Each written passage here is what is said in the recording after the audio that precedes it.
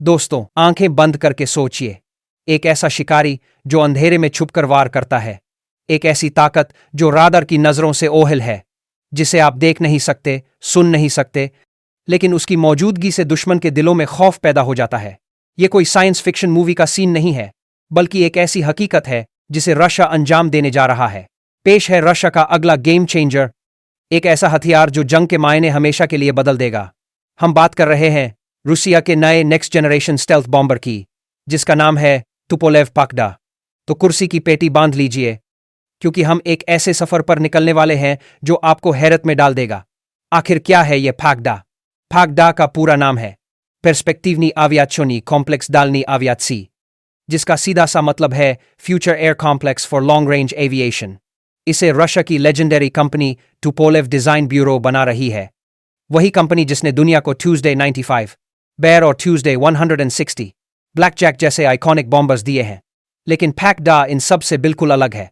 यह रशिया का पहला फुल फ्लेज्ड स्टेल्थ बॉम्बर होने वाला है। इसका मकसद पुराने हो रहे ट्यूसडे 95 बॉम्बर्स को रिप्लेस करना और रशिया की लॉन्ग रेंज स्ट्राइक कैपेबिलिटी को एक नई बुलंदी पर ले जाना है। यह एक स्ट्रेटेजिक बॉम्बर है, यानी इसका काम दुश्मन के देश में बहुत अंदर घुसकर उनके सबसे important military bases, command centres और एयर डिफेंस सिस्टम्स को तबाह करना है, वो भी बिना किसी की नजर में आए।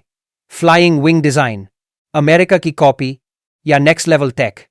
जब भी आप पाकड़ा की तस्वीरों को देखेंगे तो आपको अमेरिका के मशहूर B-2 स्पिरिट बॉम्बर की याद जरूर आएगी। इसका डिजाइन फ्लाइंग विंग कॉन्सेप्ट पर आधारित है, यानी इसमें कोई अलग से बॉडी या दुम टेल नहीं होती। पूरा प्लेन एक पंख जैसा दिखता है। यह डिजाइन इसे जबरदस्त स्टेल्थ कैपेबिलिटी देता है। इसकी सतह सरफेस इस तरह से डिजाइन की गई है कि वो दुश्मन के राडार वेव्स को अब्जॉर्ब कर लेती है या फिर उन्हें अलग अलग दिशाओं में भेज देती है, जिससे राडार पर यह एक छोटे से पंछी जितना ही दिखता है।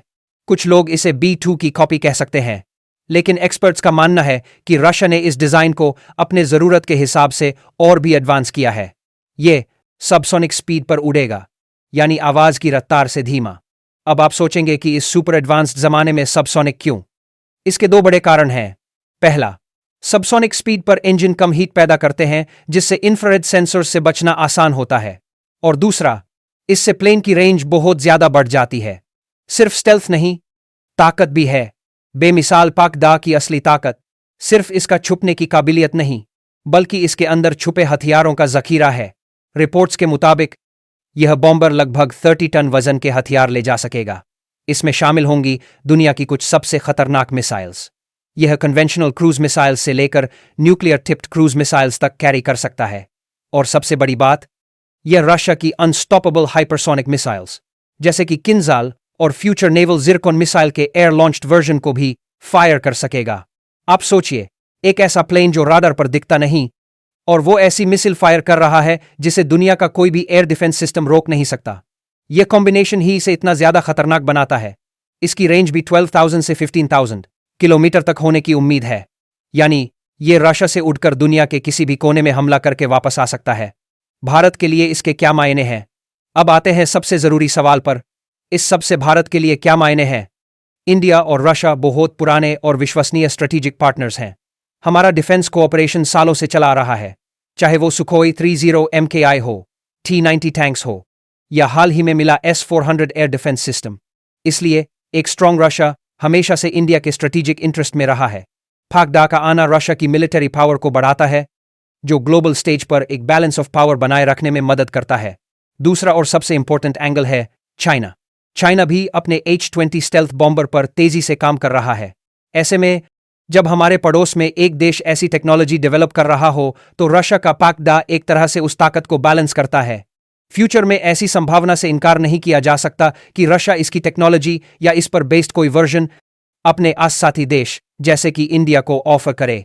भले ही इंडिया ने रशिया के साथ 5th generation fighter aircraft FGFA project से हाथ खींच लिया था, लेकिन स्ट्रेटेजिक बॉम्बर्स एक अलग मामला है।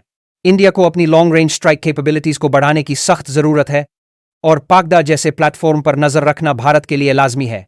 यह एक वेट एंड वॉच वाली सिचुएशन है, लेकिन इसकी डेवलपमेंट से साउथ एशिया का स्ट्रेटेजिक लैंडस्केप जरूर बदलेगा। B-2 स्पिरिट और B-21 रेडर से मुकाबला इसका सीधा मुकाबला होगा।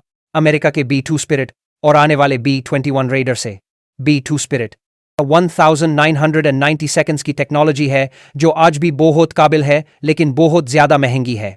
वहीं B-21 रेडर अमेरिका का फ्यूचर है जो B-2 से भी ज्यादा एडवांस्ड और सस्ता होगा। पकड़ा इन दोनों के बीच में फिट होता है।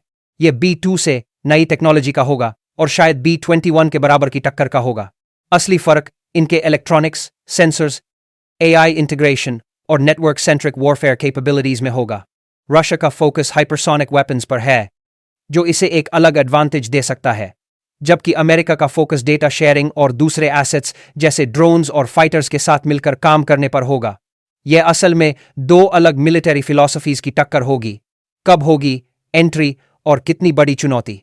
सबसे बड़ा सवाल यही है कि यह आखिर सर्विस में कब आएगा। रशिया का प्लान 2027 तक इसको एयरफोर्स में शामिल करने का है। पहले प्रोटोटाइप की असेंबली शुरू हो चुकी है, लेकिन यूक्रेन युद्ध के बाद रशिया पर लगे इंटरनेशनल सैंक्शंस के चलते हाईटेक कंपोनेंट्स और चिप्स हासिल करने में मुश्किलें आ सकती हैं, जिससे प्रोजेक्ट में देरी हो सकती है। इस तरह के कॉम्प्लेक्स मिलिट्री प्रोजेक्ट्स में डिलेज आम बात है, लेकिन एक बात तय है, रशिया इस प्रोजेक्ट को पूरा करने के लिए पूरी तरह से कमिटेड है, क्योंकि यह उसके फ्यूचर मिलिट्री डॉक्ट्रिन का एक बहुत इंपॉर्टेंट हिस्सा है। भले ही शुरुआत में इसके कम यूनिट्स बने, लेकिन इसकी मौजूदगी ही नेटो और अमेरिका के लिए एक बहुत बड़ी स्ट्रैटेजिक चुनौती होगी। उन्हें इसका मुकाबला करने के लिए अपने एयर डिफेंस और राडार सिस्टम्स पर अरबों डॉलर खर्च करने पड़ेंगे। कंक्लूजन तो दोस्तों, तुपोलेव पकड़ा सिर्फ एक बॉम्बर नहीं है। यह रशिया का दुनिया को एक संदेश है कि वो आज भी मिलिट्री टेक्नोलॉजी की रेस में पूरी ताकत से शामिल है। यह एक ऐसा हथियार है जो दिखता नहीं, लेकिन इसका असर पूरी दुनिया के पावर बैलेंस पर साफ दिखेगा। जब यह साइलेंट हंटर आसमान में अपनी जगह लेगा, तो जंग के नियम, तरीके और नतीजे सब कुछ हमेशा के लिए बदल जाएंगे। आसमान अब और भी ज्यादा अनप्रिडिक्टेबल होने वाला है। आपको क्या लगता है, क्या पकड़ा दुनिया का सबसे पावरफुल बॉम्बर साबित होगा? अपने विचार नीचे कमेंट्स में जरूर बताइएगा।